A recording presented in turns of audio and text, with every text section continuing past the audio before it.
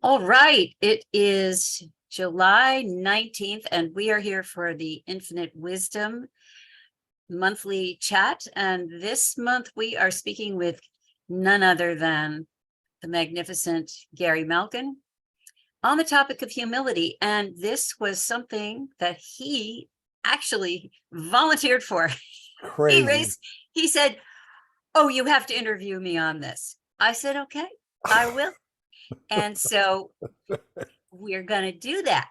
Um, so the funny thing is that we're going to ask you why you leapt at the opportunity, and then I'll have some follow-up questions. So Gary, I'm going to put you into speaker view here, and there you are. Welcome, welcome.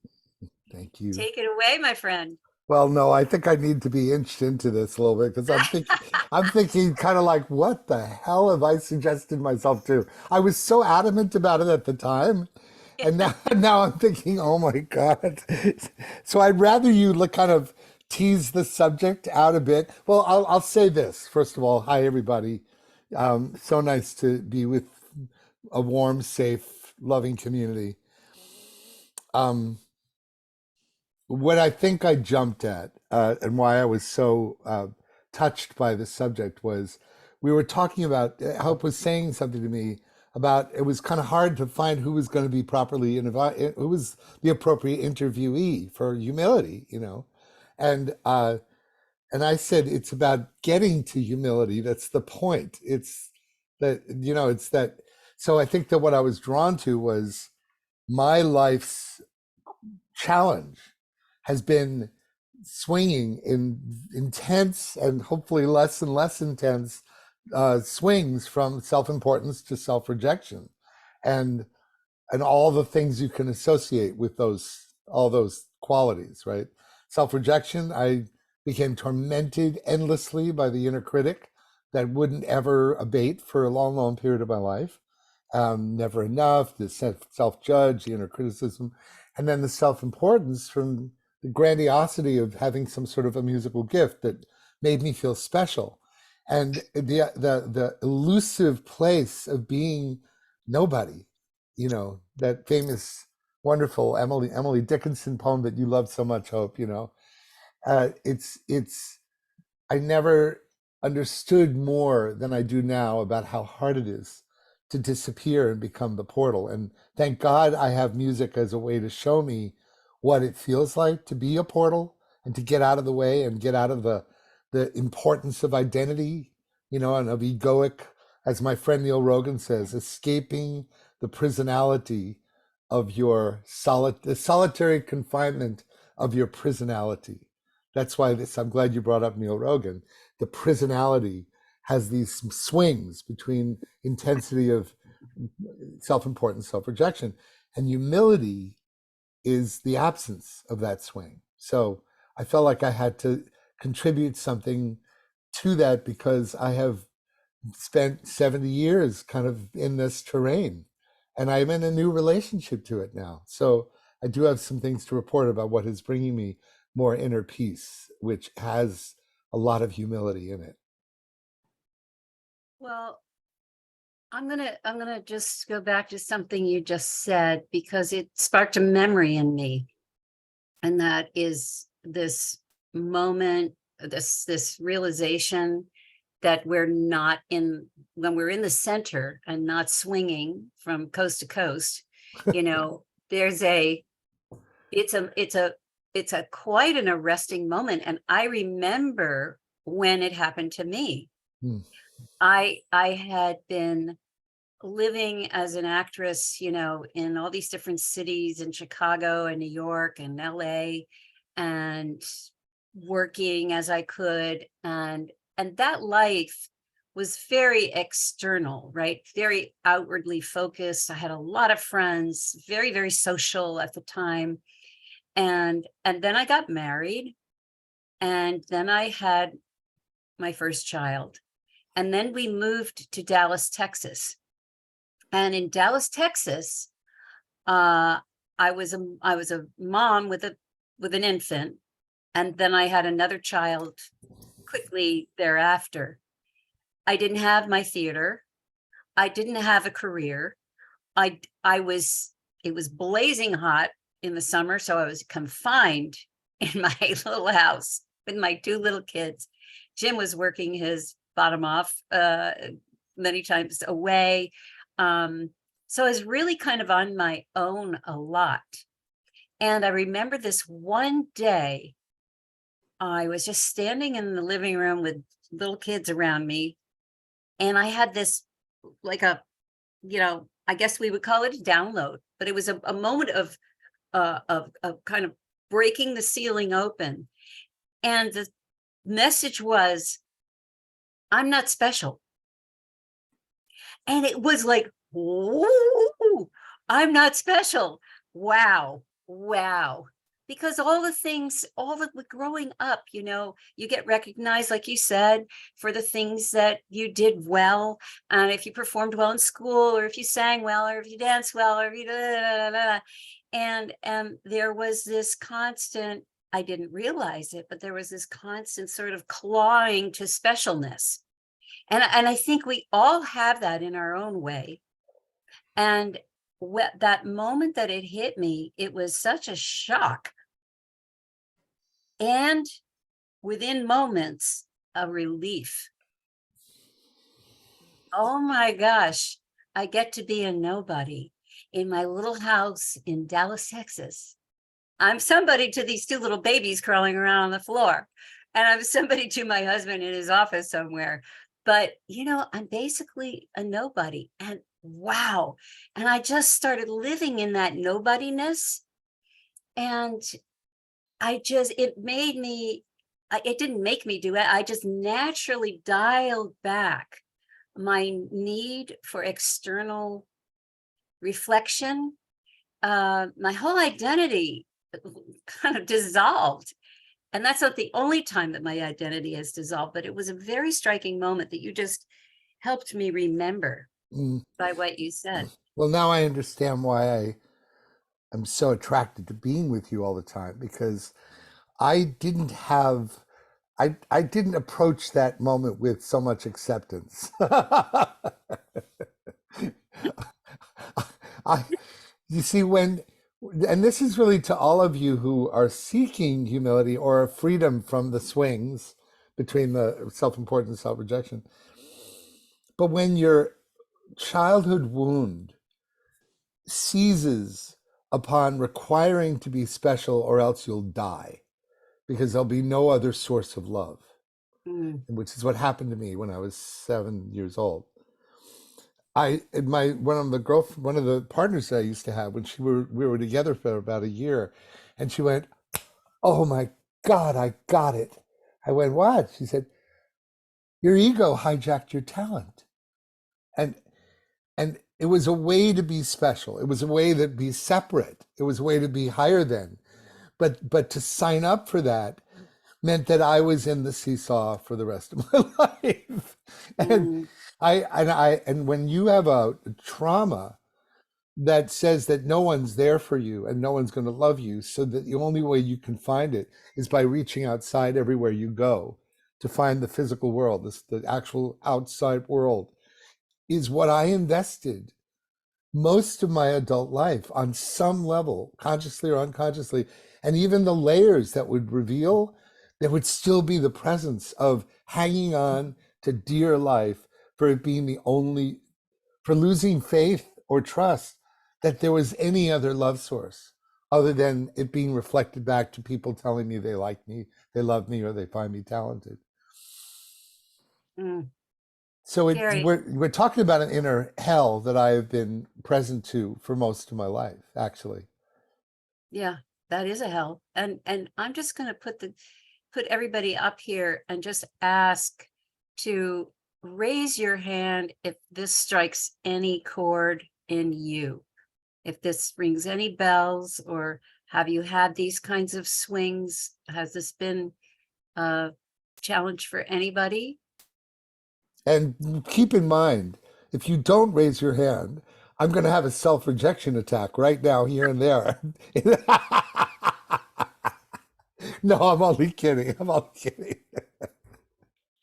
Yeah, I think I mean, if you're really, I mean, nobody, yeah, we've got a few hands up here. I think Am I it's, that unusual? Oh my God. well, first of all, you're that extraordinary. And so your issue with it wouldn't be unusual or inappropriate to think that it would be a bigger issue than maybe for somebody else because of your talent. So not all of us are able to sit down and do what you do at a piano. And so that extraordinariness has this shadow side, right? Hmm. I think Yeah. that's what we're really talking about here. But they're you're not alone is what I really wanted to show here. And I think there are probably others that don't want to put their hand up. But also the whole path to finding inner peace, self-referential inner peace, is like my equivalent of what you just described. It happened for me a few times that was unassisted by plant medicine or drugs. One particular time, which was at the silent 10-day Goyenka silent meditation retreat, where the whole first 7 days I was not observing the rules. You're not supposed to look in the eyes of anyone. You're not supposed to write anything. You're not supposed to. And I stole napkins and stole a pen from my car and wrote every day because it was like could not, right? And then they brought me to the head teacher and they said, "Are you not observing the rules?" And they saw napkins with somebody writings on the in the the garbage pail. And so I decided that next day I would like observe the rules. And I woke up on the eighth day and nothing, there was no one home. There was no one there. All there was consciousness. Mm, All there was the plants. And I, I, I, I just stopped existing as an identity. And I never knew before then that it was possible to get there without some substance. Again, the belief that only that which comes from a physical, external place, that even to that degree, I was 100% convinced that my faith was so challenged that there was anything unseen, that it was had to be something physical like a drug. And so the fact that I meditated, 12 hours a day and I let go of the rules, and then the next morning I woke up in essentially about 6 hours of pure samadhi. mm, It was the most beautiful experience I'd ever had because it was so devoid of any external stimulant or cause. And that's literally when I feel like my internal pilot light to source got lit. I've often mm, said that the relationship I was in at the time, her leaving me was the catalyst to doing this 10-day. And I came back to her and almost kissed her feet, that if she hadn't left me, I wouldn't have been forced to do what would probably have been, to an externally motivated, addicted personality of the swing I described, the worst and last place I could imagine going would be a 10-day meditation silent retreat. And I would never have gone if the woman had left the relationship. So I now know that that moment something got ignited that bypassed a lifetime of childhood decisions that the only way I'll get love is by going outside. I mean, and it really is that dramatic. I'm embarrassed almost a little bit to say that I managed to finagle my way to being externally related most of the time, except what saved my life, the music.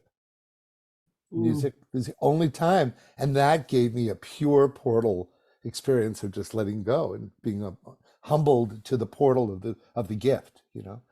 But honestly, that was the beginning of my inner life. That was 2012. Wow. And then talk about, you said earlier that, you're not experiencing these great swings anymore. So talk about what you are experiencing or how you're working with yourself to not go to extremes. Mm. Because this is, you know, Humility is such a hard thing to actually nail down. I found it so challenging to write about it, because to stay, just, it requires staying in humility to write about it, which is not that terribly difficult. But when it's slippery. It's hard to get your fingers around it. And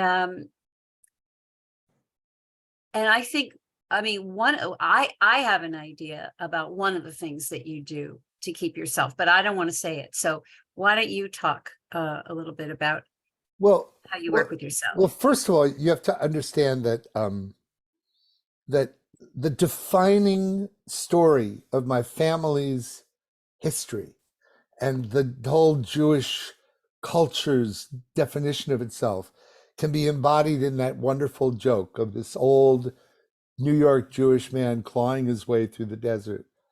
I am my thirsty. I am my thirsty. And he climbs and sees a beautiful mirage. It wasn't a mirage, it's an oasis. He gets the oasis. He drinks to his fill, sated with food and dates and almonds. And he goes on his way and he goes, I was I thirsty. and and that is the summary of the culture I have been born into. Hmm. And what when someone, I forget who had said it, I remember it was that humility is like oxygen in cancer, right? Cancer can't exist in a high oxygen environment.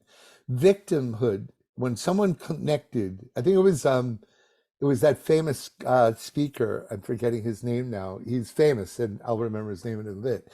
When he said that humility cannot live in a context of victim. And I heard that, I went, oh my God, that's Wow. brilliant. I never really connected the two. And then I understood why humility was so so far away from me for so long. Because victim creates a state where you're the center of the universe and you're not responsible for what's happening in it. And you get to have the easy way out and claiming that somebody else is doing something to you. So full steam ahead to literally 2 weeks ago. And I had this dear friend of mine, Gerald Rogers, Clint Rogers' brother, who does legendary mentoring and coaching. And he's a master of hypnosis. And I've always been friends for 4 years, but I never got a hypnosis session with him. And he gave me this session, and it was phenomenal. But one of the things that happened during it was, and I've told you this, Hope, but I'm going to share it with the group, is that I've always known that the negative thoughts attract more negative, more scarcity. I've always known, it's like the attract law of attraction 101, right? And what I didn't know in my body was that it matters when you are aware of those encroaching negative thoughts. And what can you do? Did I raise my hand? Oh, Yeah. I didn't do that purposely. Um, and suddenly I didn't realize that I wasn't the victim. That when they came in, I thought they came in involuntarily. And that was another way in which the victim was still holding on to its identity as being victimized by negative thoughts, right? So suddenly, just in these last 10 days, it's the reason why I jumped at this opportunity. Why do I want to expose myself like this? God knows. I didn't raise my hand. I don't know why I did that. It's doing it involuntarily. So, As so your hand is up. oh, maybe It's is funny. you think it's reading that? Oh God, I that's don't scary. know, but it's kind of coincidental. But I just in the last 10 days, having noticed that my awareness for a fear or a concern or a doubt or even a downright negative thought about myself when I look in the mirror, and I'm catching it earlier, and I'm literally saying, you are not welcome here. Like, you are not welcome here. Very firm, very clean. You are not welcome here. And I've been doing it for the first time really intentionally, and magical things have been happening in the last 10 days just because I've been keeping myself, I don't say clean, but less of the guy that thinks he's at the effect of involuntary attacks from something outside of myself. And suddenly there's this feeling of realizing, oh, I'm driving this show. With God, right? I get to be able to be with God driving. I get to understand how to partner with Source to ride the wave. There you go. That's it. And that is the ultimate state of humility, because you're not driving it by yourself. You're driving it together. And when we remember that, it's hard to not be humble, right? Because I think accepting, welcoming that partnership, and just remembering that we're always in that partnership, then you can't get too big for your britches, Right, right? right, Because the partner is way bigger than right. anybody. You know, and by the way, if can I share the screen? Can you let me Yeah. I I want to share something which I think will explain in some ways why oh it's still here. Oh, Why 1 second. it's so funny, like how these things are so divinely orchestrated is the reason I developed, or what was developed, was this slow style of piano playing that you guys have heard 1,000 times now with Hope. It comes from an inability to hold humble presence with God. It comes from a literal, that place of not trusting in source and looking outside everywhere for my meaning. The music that has been coming to me in the last 10 years has been absolutely directly impacting the style of music. And I want to give you an example of why. It's so, I'm having this realization right now as we talk, which is one of the reasons I guess I said yes to this, because it's such a beautiful example. Here we go. Of how this music was born out of the suffering of not trusting in source. That's I'm tripping right now because I'm getting something even just live right now. So when you play this music right here, I'm going to play an example. I'm going to play an example of a transformance without the words. What is it? Here we go. All right.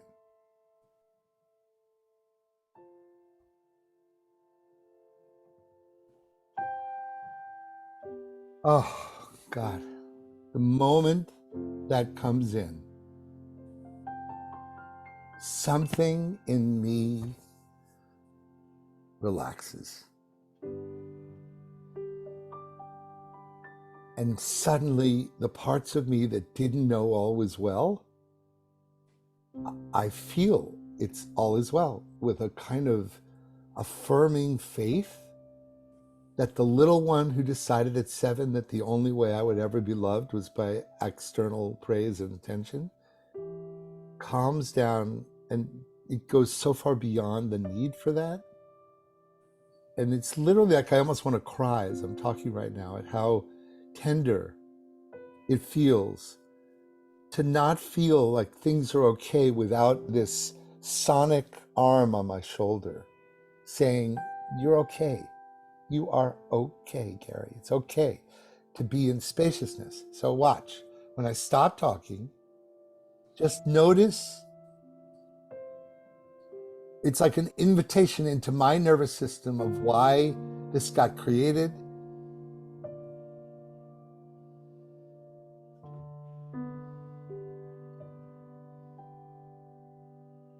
Suddenly, the words aren't what is holding us,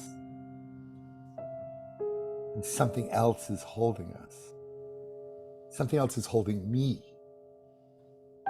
And I would say that arguably the most powerful contribution to my feeling a taste of humility that hopefully the best is yet to come has been through the practice of playing music like this and listening to music like this. There's something about it that makes me feel like I'm sitting next to a redwood tree and hearing the birds in the background. And the ancient part of me that becomes one with nature is home. I can feel the tears, even just right here, just like when we're not loved, or when there's grief or loss, like what happened to me with when my father left when I was 7, unattended, unexplained, unaddressed, unheld, unloved, unclarified. It was just a nothing bomb of no love for so long. As a child, nobody told me anything. Nobody told me what was happening. I just left, and it was terrible time. Terrible, terrible. But this moment, the tenderness that we feel together, or that I'm imagining we feel together, it brings me reconnected to the original self before the wound. The one that knows that we're all one. The one that knows that we're only one heart. This music came through me so that it would teach me what humility is. It's profound.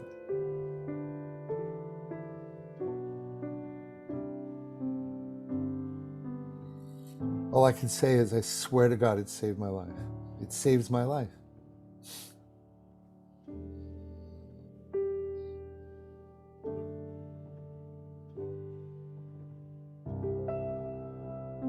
The need not to have to say anything or to be assured.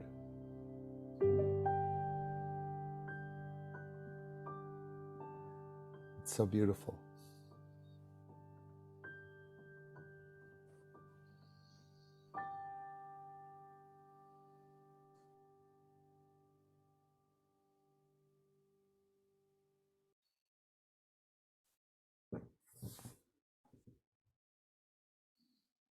I'm really glad that we got that recorded, because that was quite a transformance you just did. That was really something, Gary.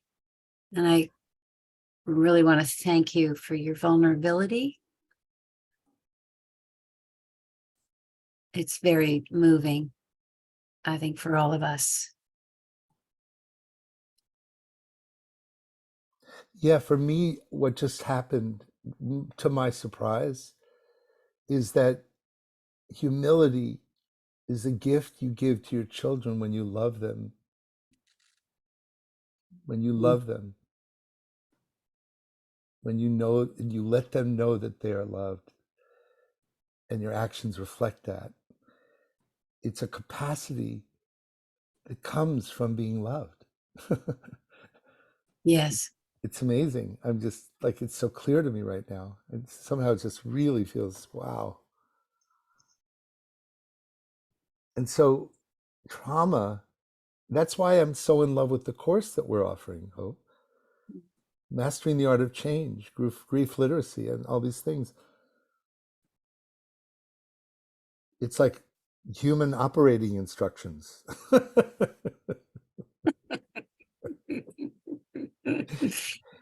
Right? Yeah.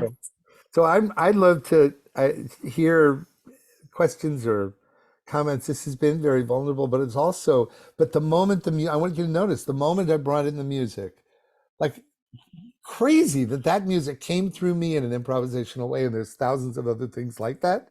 But when I hear it, it's literally a reconnaissance mission from my future self connected to God, sending God the message to actually deliver me the live music improvisationally so that I'll listen to it and actually use it as an aligning tool so that I can remember my humility and my connection to source. Whoa. That's quite a system. And that's where my faith comes from. Oh my God, that music came from God to my future self so that I can grow from it. Right here in this moment, right now. Amazing. It is amazing. And it's so beautiful. And I just wonder how many other ways there are that each of us does that, not with music, but with other things. So while we're pondering that, Sherry, did you want to say something? I was just going to say, and every time I hear the music, I have the same experience too. I mean, it's not just here with you, Carrie. It's when I hear it, when I'm listening to it at home alone, and I feel that too. So thank you. It's just remarkable how it translates in so many ways. Mm. And you know, this sounds grandiose, and thank you for saying that, Sherry. But the opposite of humility, it sounds like. But I don't mean it that way. It's like we are all being asked to die on the cross of our to get. It's the Christ experience. The pain of our childhood wounds is the most powerful nourishment for our evolutionary development to show up in the world the way we're being asked to. So this music that got created, it never would have been created if it wasn't from the wound of losing faith and losing knowledge and connection to source and adhering to some sort of myth of the outside giving a promise for everything I wished. You know, how I used to watch the Academy Awards when I was younger, 12, 13, 14, 15, and I just wanted to be that person. I wanted to get the award. It was the only way I'd be happy is if I was going to win an Oscar someday. Wow. Oh God. Think about that guy and how much he believed that that would make it all okay. Mm, That's what I'm addressing. I'm mm. just feeling the depth of the wound more now than I ever have because I think I'm further away from it than I've ever been. So I'm able to really appreciate the depth of it and how much it held me, how much got a hold of me. Phew, it's wild. Yeah, and I'm interested because having your sights set that high, um, kind of an impossible dream. Not that it would be impossible with you. I totally could see how you could be in that company and are, in fact, in my mind. Um, but with humility, we find, I think, that smaller things become satisfying, Yeah, less lofty things, right? right. And no, and for example, I have issues with email that are profound. I mean, it's just like I'm declaring a breakdown. I'm raising the white flag, man, and just returning an email and fulfilling an objective or a promise and being a person of my word in a very simple way, one step at a time. It actually builds. Anyway, now we're moving into the domain of confidence. Of what is that really in a balanced way, and that's what I'm starting to experience after a lifetime of not having that not having that confidence. There's something that's happened as a result of having enough more sense of connection to source that's calming down the frantic boy that was looking for attention everywhere. Well, when you spoke about stopping the negative thoughts and saying, no, you're not welcome here, that's the kind of strength, confidence that you are you are the man at the gate, That's right. and that you are in charge of this operation, and not in an overblown way, but in a solid, yeah, a That's solid, sovereignty. That's the word that I have been really getting power from. Sovereignty. yeah. What is sovereignty? Ooh, I get the chills just saying the word. Sovereignty. You can't be sovereign if you can't be grounded. You can't be grounded if you don't have your heart open and present. You can't have your heart open and present if you're not actually here in the miracle, in the miracle of the preciousness of this. And then that's why this thing that we're doing in the Mastery of Art of Change, you don't make humility. Humility emerges from certain conditions that you have shown up for that allow for humility to be birthed. And balanced confidence gets born. You can't create it. It emerges out of an Well, let's authentic talk about experience. that. Let's talk about that because what I was kind of holding on to here for the right moment is, and it's part 4 of our workshop, is that deep gratitude, right? When we move into gratitude, we usually move into humility at the same time, Right. you know. And I'm talking the deep thank you, universe, thank you, source, thank you, whatever, Tears of for, joy. yeah. And that is a humbling to the larger picture and our part in the larger picture, our unique role, right?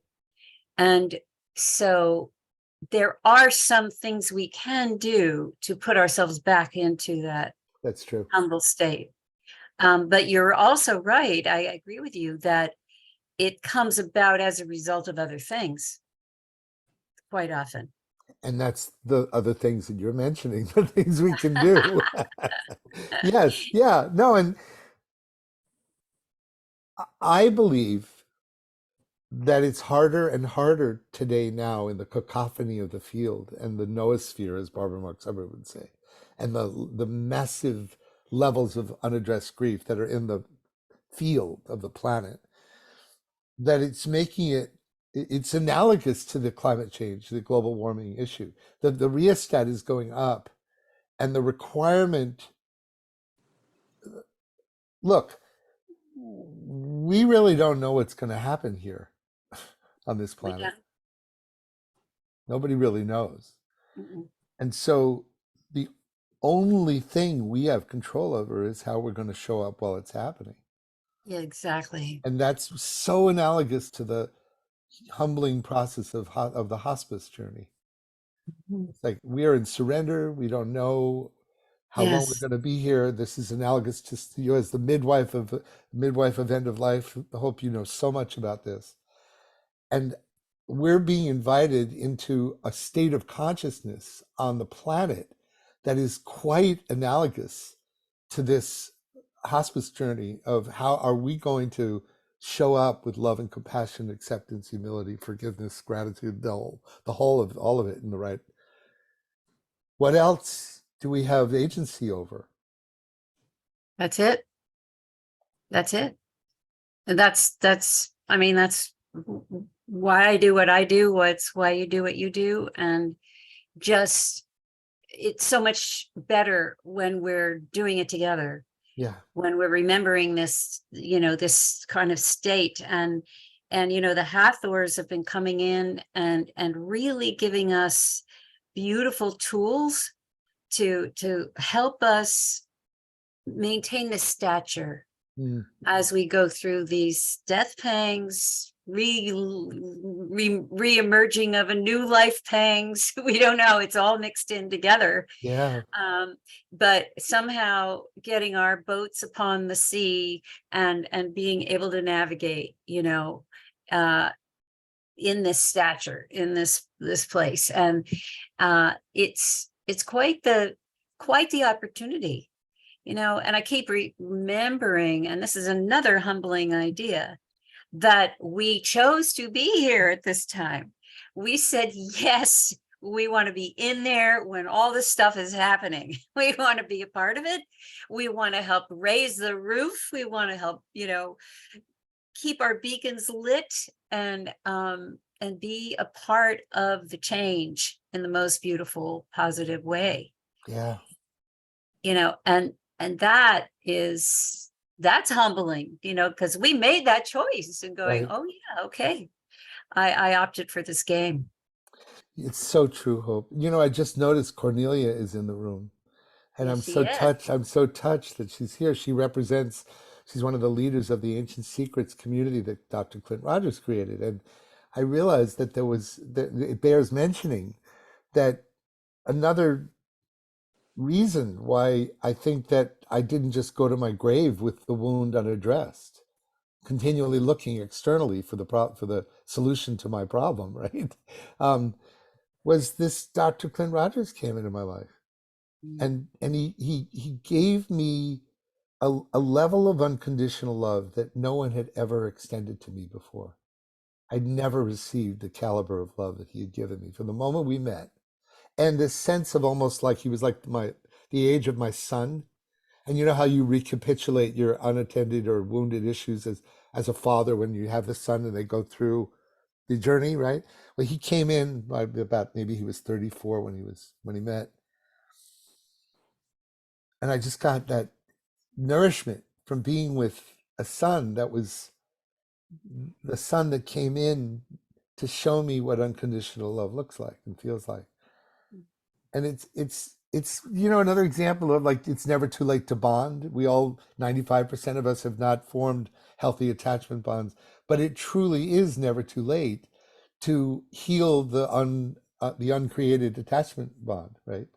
And that's in a sense what happened to me with Clint. The steadiness and this generosity that he gave me for 10 years just showed up like no one had ever done, because he believed in what I was doing, this new way of delivering wisdom as a gift to humanity and to help people end suicide and or lessen suicide.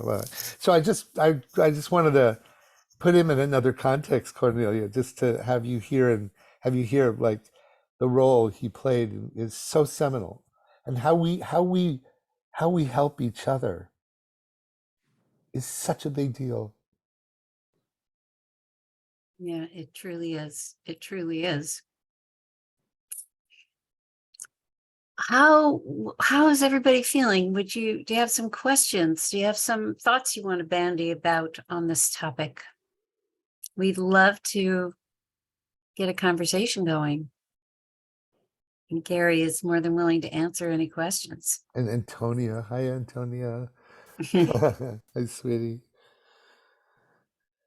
Lloyd, my God, nice to see Lloyd here. Mary Pat. Well, when we're talking about the swing, the one analogy that's really drawing me right now is the Hathers with the detachment of old beliefs. And to me, that swing is almost, from the old beliefs, the old stories. And what threads are we willing to let go of, and what threads no longer are not capable of supporting us in the new version of ourselves. Yeah. Good point. Can you translate that for me? Hope I needed it to be said, and I just don't get it completely. Mary Pat, forgive me. So a couple of weeks ago, we had a meditation from the Hathors that was all about detaching from old beliefs. Oh, I see. And that meditation is in my emails, the last 3 emails. It's one of the ones in there under the July box. Yeah. And so it's a very succinct roadmap to how to do that, and an explanation about its importance. So, that's what I mean. The Hathors have really been training us, giving us these tools. And it's not that none of us have ever, we've done detachment things before and all that stuff, but the Hathors are particularly skilled at being succinct and straightforward with their meditations and their methodologies. So I highly recommend that. If you're not on my email list, then please sign up to spreadinfinitehope.com and you'll get the next one. And that meditation will be in there along with the other 2 that they've done since, which are all about time and how to work with time. And it's fascinating. So does that Got it. Yes, thank you. That makes sense. Yeah. Cornelia, did you want to say something? Yes, Gary, it was only a few weeks ago that we actually for the first time met in person. And seeing you in Sedona and really playing the music live is, of course, different than having you play even live on Zoom, or being with you in the room and seeing what you do and how you do that. That for me was really an example of humility. The way Mm. you kind of go into the room, into the people and the whole energy that is there, and then out of that comes then your musical gift. And it was every time you played, it was so capturing the mood and everything that was in the room. And for me, that is humility, that you are able to let go of everything. And when you just played this piece of music, what you do is also you take your time. And for me, that also is humility, that you are not rushing to anything, Mm. but actually that you are letting the whole scene unfold. There's not necessarily a structure in the music, but it's really this kind, like there's always 8 beats or whatever. It's kind of really whatever comes. And that needs a humility, because you never know where you're going. That's great, Cornelia. And I Well just want said. to say that because I could sense that in the music that you were particularly also playing today. And when you were playing with all the presenters, and Gary, for who you weren't there, we had different presenters, and he volunteered to play whatever they were doing. He would play background music, and he didn't know what was coming. He didn't know what they were going to say. He didn't know where they were going with their topic. And to do that and being able to do that and letting go of everything, that for me is humility. Wow. Mm. It's beautiful, Cornelia. Well said, Cornelia. That is And so, I just want to say that is so beautiful, Cornelia, because I'm not really aware at all of how that works. It's such a gift, how it just, but there's some capacity, excuse me, there's some capacity for deep empathy that was born out of part of the yearning for connection that I couldn't have as a child. So in a way, my sensors, my cilia on my mitochondria, it just went wherever I could feel, wherever I could feel, I could reflect it musically. And I never thought of it the way you just described it, but that is true. I'm so searching for a way to create connection with what is being said. And the music actually enables me to disappear enough to allow that connection to occur. And I just love the way you articulated that. Thank you for that. If I just may add something, Yeah. as what just Sorry comes about to that, my- Hope. what just comes to my mind right now is this. What you might still see as something that has happened to you is actually now your greatest gift. Because what you just explained, that you have always been reaching out to see how you can kind of sense the environment and what's going on. But this is now one of the greatest gifts you have in order to deliver the music the way you do. Mm. Yeah. Yeah. So even seeing it from that perspective of what has it given you as a gift.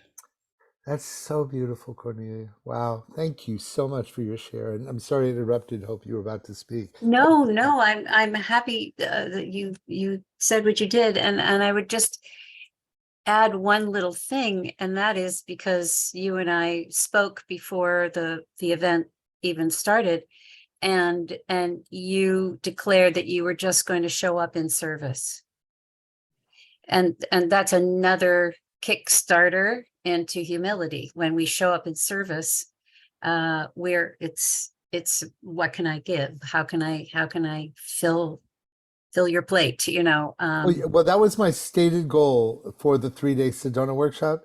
How ironic that my breakdown came from finding the one place the place in my consciousness where I was still conditionally giving for something from Clint, which was wanting him to acknowledge me. And again, still that persistent, It's these things are lifetime tectonic plates. So that need to have somebody validate me still was there, even though my so much of me was in service. You remember, Cornelia, when that happened? Yeah. So everyone don't have to go into the detail, but bottom line, right before Hope and I were about to give this workshop on mastering the art of change, I was in a puddle of tears that my beloved Clint didn't acknowledge me when he acknowledged everybody else in the room. And I suddenly went, oh. So in front of everybody, I said to him, I want to walk away and never look at you again. And part of me realizes I need to say, thank you for showing me the part of me that actually was conditionally giving, that I was looking for something in return. I didn't know this was here, but obviously my reaction is proving that I have another place to turn over and ask God to help me with, So, and sure enough, it was the perfect demonstration of someone being vulnerable at a pivot moment, which is those pivot moments to get off your high horse and just drop into, okay, I surrender, and be seen with that kind of flaw of neediness. Oh, it was so yucky. How can I be seen as needy? But I did it in front of 100 people, and it was the gift beyond belief. It was so powerful. So anyway. It was. Anyone else want to chime in here? Karen, unmute yourself, honey. I just thought it was interesting that so much is about the musical gift. But as an example of humility, I thought that was really cool when Gary just said about Mary Pat. I didn't quite follow that. I think that's humble. That wasn't just like, I think that was a demonstration of humility, everyday humility. That's nice. I like that. Well, when did it get to be weird to be real? Right. When did that? And now, of course, we're all so attracted to authenticity, and that thank God for Brene Brown and all the things that she says about the courage to be vulnerable. But yeah. I mean, that I'm really grateful for my Jewish upbringing, because in my family and being in New York, you just said what was on your mind. No filters. Yeah. Sometimes to ad nauseum, I might say. Yeah. All right. Well, anybody else want to chime in here? We're almost at the hour. We can go a little later, but just want to keep our eye on I just wanted to say one thing real quick. Hey, Gary.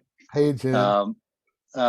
It was so great when you just sort of dropped behind the veil there when the music was playing, and I think there was another expression of being humble and when you just sort of give in to, when you go into that other place, that other where creativity is, and really kind of, it was so interesting. You dropped into the other world, in the other world where everything is possible and everything is available and everything just sort of flows, and I'm sure that's a world you're very familiar with when you're creating what you do.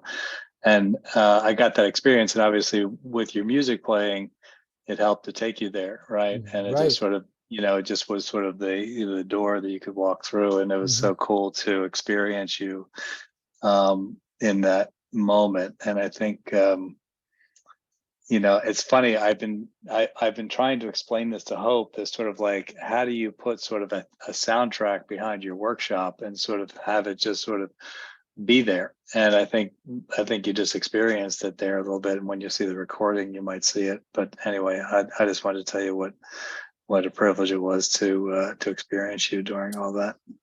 Jim, that means a lot to me, because also something happened with these two people that are helping me with my monetizing project, the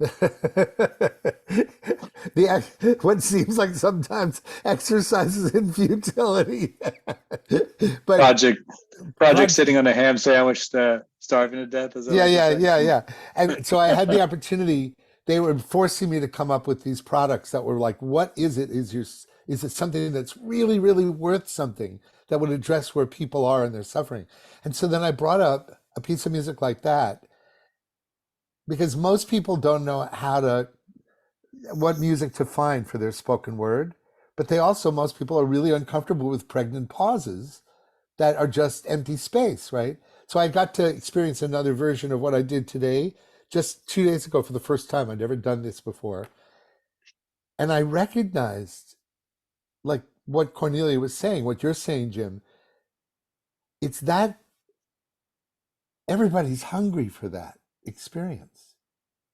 That sense of presence filled with love and connection and humility and wonder.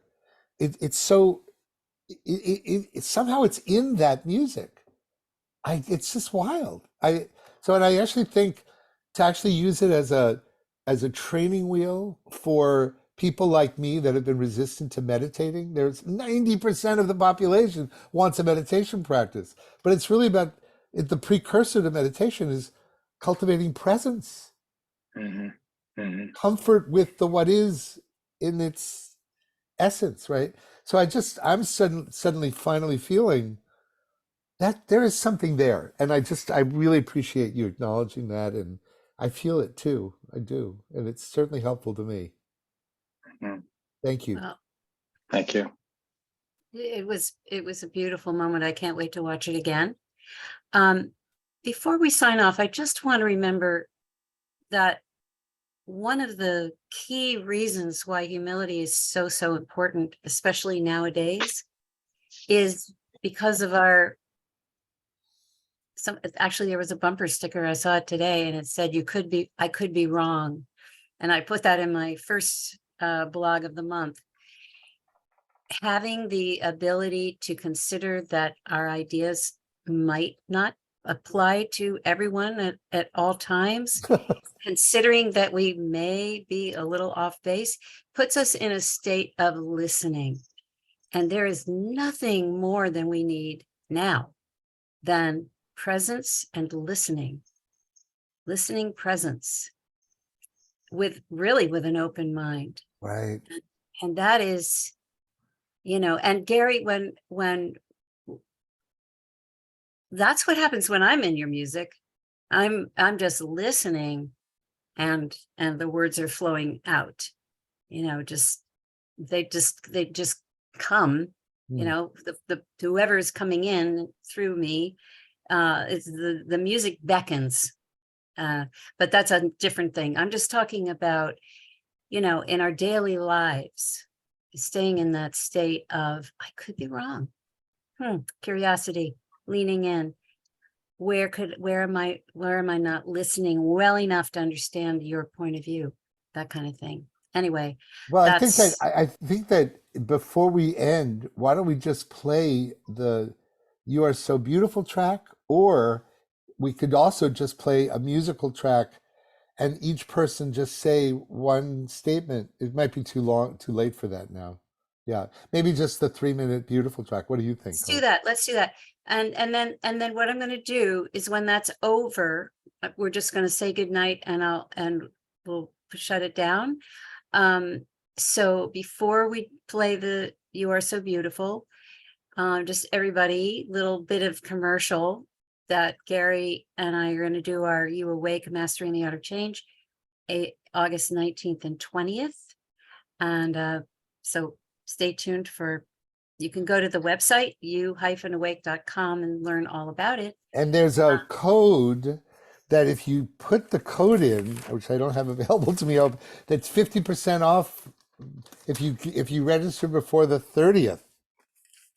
So that is a worthwhile thing. 50% is a big Yeah, deal. it sure is. And there's a code. I forget what the name of the code is. It's something. I don't have it available to me at the moment. So maybe you can give them that code somehow. I wish I had Yes, it. I All right. will. All right. But yeah, no, Hope, thank you for listening to my higher self in wanting to talk about this in service to a really important subject that has taken a lot of my attention in my life in terms of the lack of peace with this subject. So the fact that I feel so much more peaceful about it is really, it's beautiful. It's beautiful because I'm just grateful beyond words that I have some inner peace about this now. Yeah, Thank you for sharing, Gary. It was really beautiful.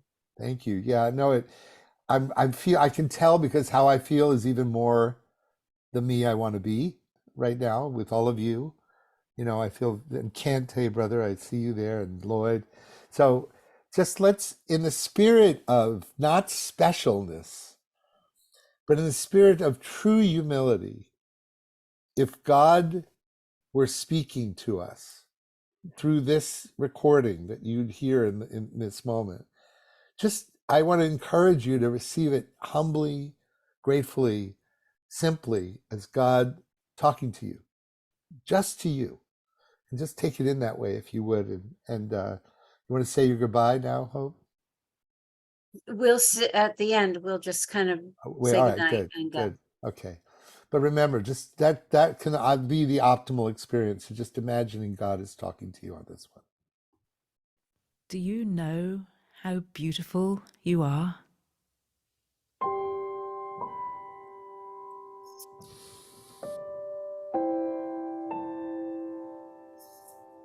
Have you ever stopped to look at yourself? To see yourself in your truth?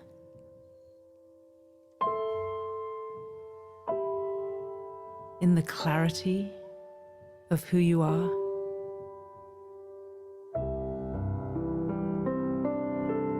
In your magnificence?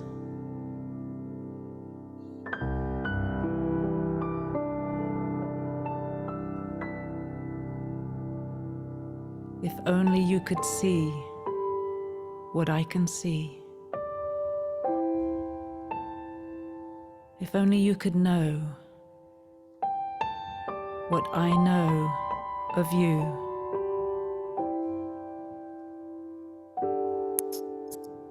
You would stand before yourself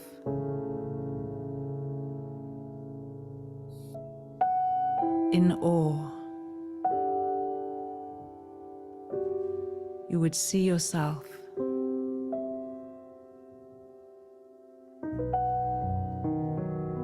you would feel yourself. You would know yourself.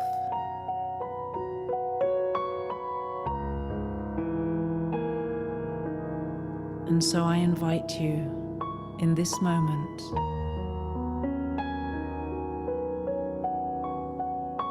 to see how beautiful you are, to see yourself in clarity, in simplicity, in your true nature.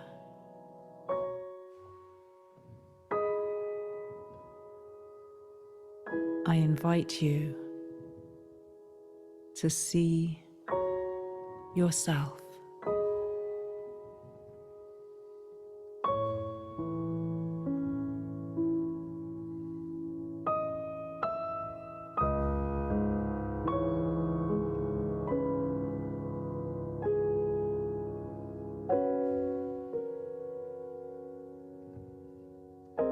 You are so beautiful.